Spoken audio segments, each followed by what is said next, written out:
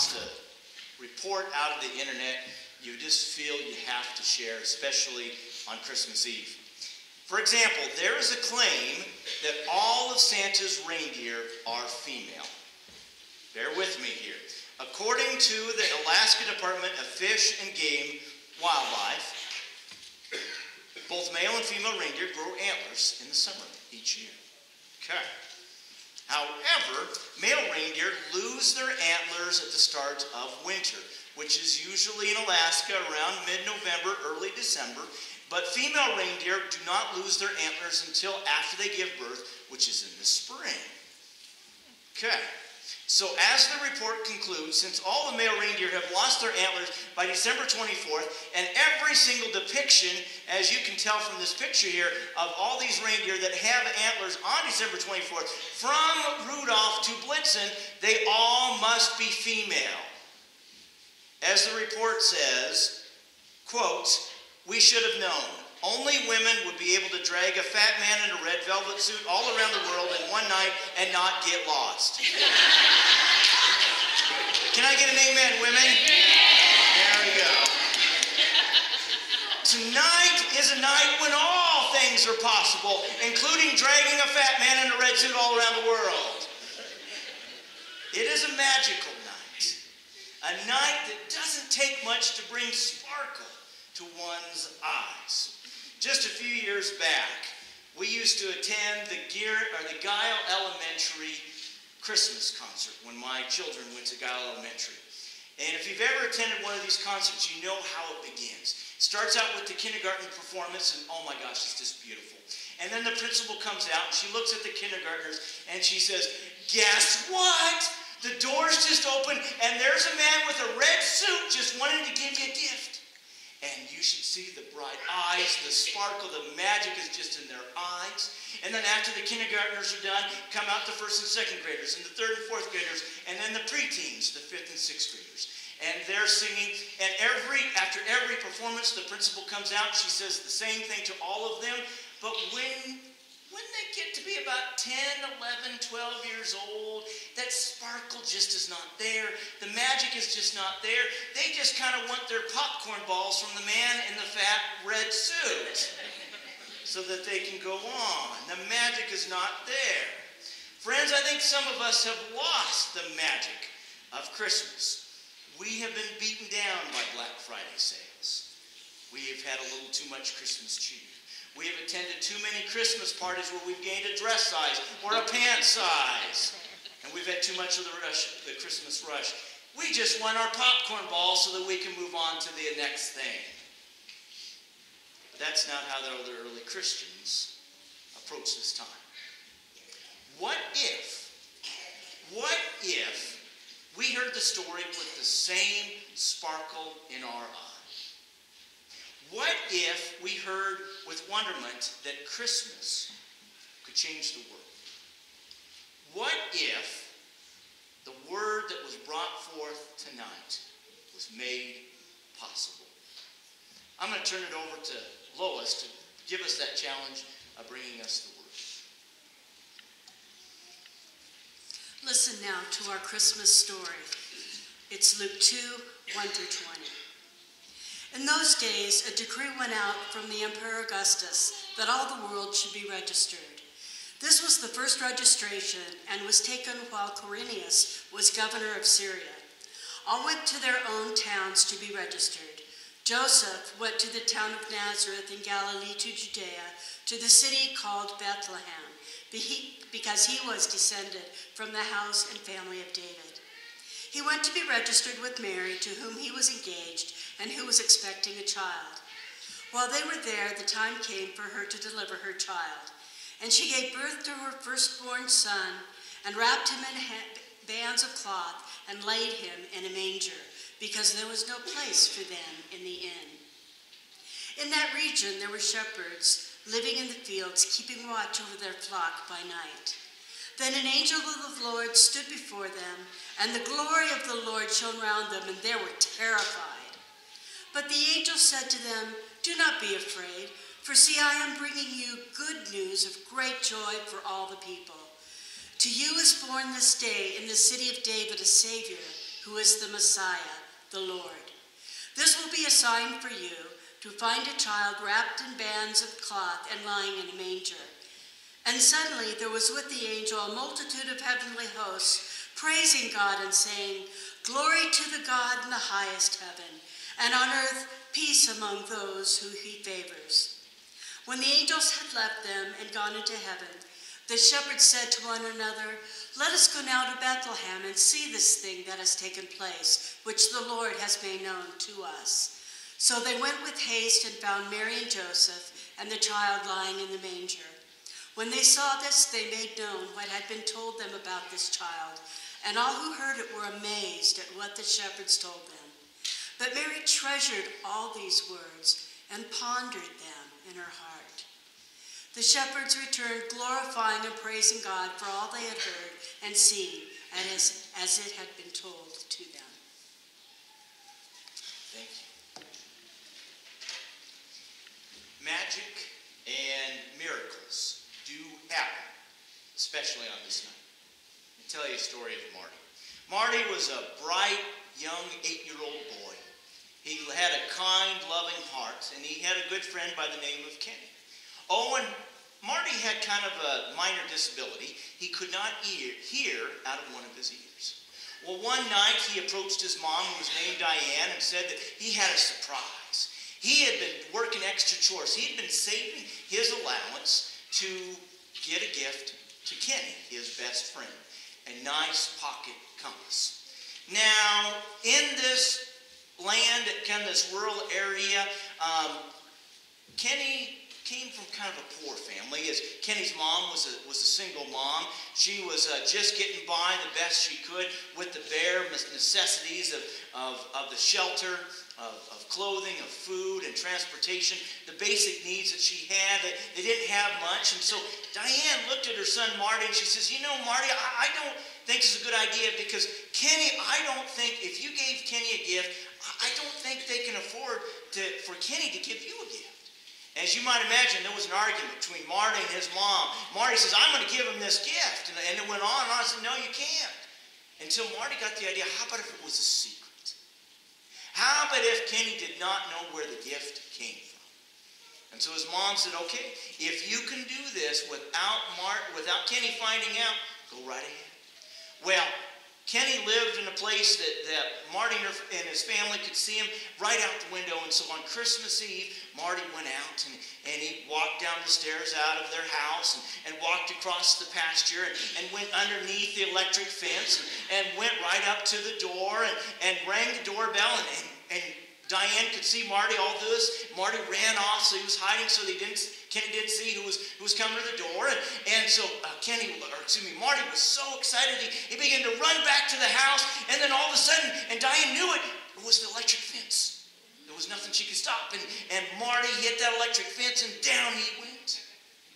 Marty kind of stumbled back up and he made his way back to the house. Diane kind of tended Marty's wound. He had a nice little blister right on his cheek. After putting him to bed on Christmas Eve night, she began to complain to God, "How could you do such a terrible thing to my son who was doing something so nice?" Well, the next morning, guess who was at the door? It was Kenny. Kenny had to show Marty this great gift that just kind of showed up with his pocket compass. Now remember, Marty was deaf in one ear, and for whatever reason, this morning Marty could hear out of both ears. A few days later at the school, the nurse confirmed exactly what was going on. Sure enough, Marty could hear out of both ears.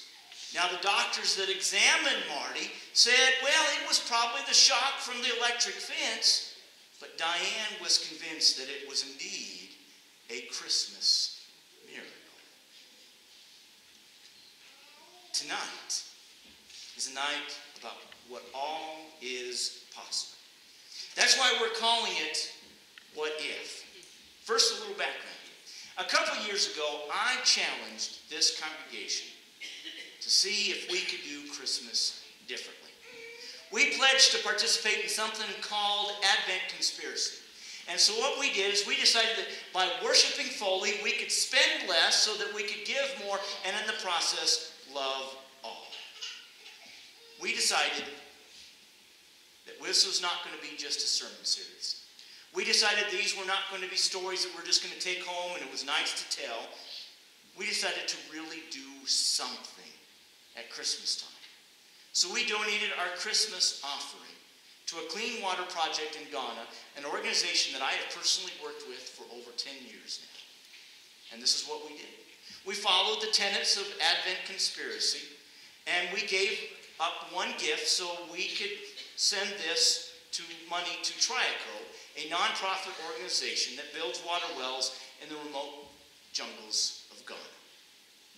And over the past 3 years, you and I and this congregation and dedicated people have raised almost $2,800 to some of the most gracious people in the world. Now this video that we're going to see, and it's a very short one, what's going on here is they are giving us a blessing in their native language. And then the pastor of the church we worked with over there turns to me and asks if I say a prayer. And so it's only about 45 seconds.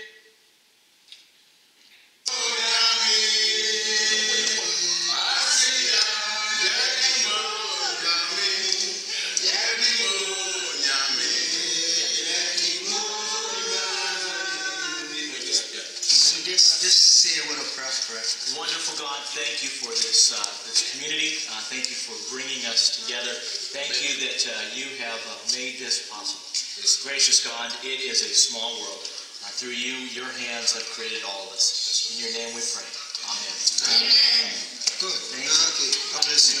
What's the word to say goodbye? Bye-bye.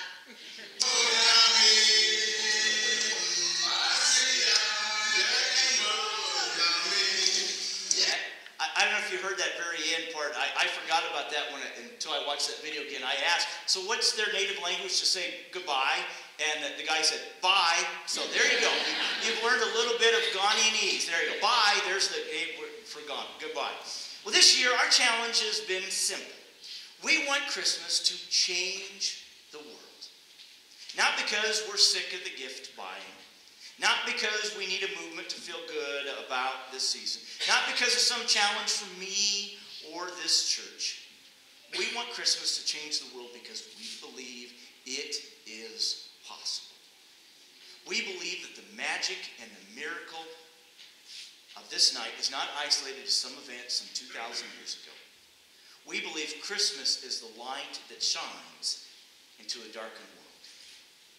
Harry Pritchett is an accomplished pastor and tells this wonderful story of what he says was probably the worst nativity pageant he's ever been a part of.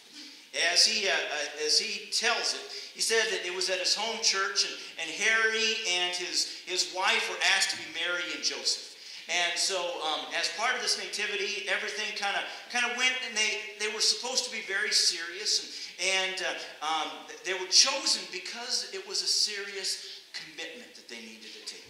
And so as the time came for the shepherds, they came and entered, and the choir was singing while shepherds watched their flocks by the night. And some of the fellow young men and women, they had on the bathrobes and then the towel heads, and then they came up to the altar steps, and young Pritchard and Allison, they both managed to gaze solemnly at the straw, and they were just to be focusing on this light bulb here. That was their job. But then one of the shepherds broke the spell. One of the shepherds was facing to the back of them, and he kind of whispered loudly enough that it was picked up by the microphone, and everyone heard it. He said, "Well, Joe, when are you going to pass out the cigars?" And the spell of that occasion was not simply broken by the remark. Harry Pritchett said it exploded. Mary and Joseph's cover was completely destroyed as it became impossible to hold back the burst of laughter. The chief angel, who was sitting on a chair behind him, fell over onto the ground, and she was laughing so hard, holding her stomach. The strains of Silent Night and O Little Town of Bethlehem were hardly sufficient to cover the uncontrolled snorts that were coming from everyone in that pageant. The much upset but good-sported youth advisor said the only thing that didn't go to pieces was the light bulb in the manger. It never Pritchard thought to himself later, that's a nice image. The light in the manger never goes out regardless of any mess that we make of it. This is why I so believe in what is. What if we gave up one gift this year so that an entire village can have clean water forever? Miracles do happen. What if the idea of what if we decided that we were going to change how we see Christmas? 11 years ago, 3 churches decided to come together to conspire. And they created Advent Conspiracy. And last year, 5,000 churches participated in Advent Conspiracy and raised almost $7 million for clean water projects around the globe. The magic of Christmas is real. What if we said Christmas shopping and stress and obligations is getting out of hand? Guess what? The light of Christmas is still shining. What if we allowed Christmas to truly make a difference in our life? Now that would be a miracle. But if we have seen tonight, anything is possible. James W. Moore tells this wonderful story about a man who was experiencing darkness in his life. The man had a stroke, and so he was unable to move his legs. One of his arms wasn't working. The side of his face was having a difficult time, and he couldn't communicate. And this was probably the most difficult part because he loved to talk, he loved to communicate, and he missed having these conversations with his wife. One day the pastor came over to visit this man and tried visiting with him and tried to speak with him, but it was just having a very difficult time, and it was a very frustrating time, not only for the pastor but for the man and also his wife. He could just kind of barely even say just a few questions, almost like you're talking to a little baby.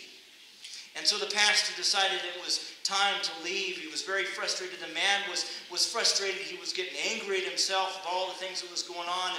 And just before the pastor was to go out the door, he remembered reading that some stroke victims, even when they can't talk, are still able to sing.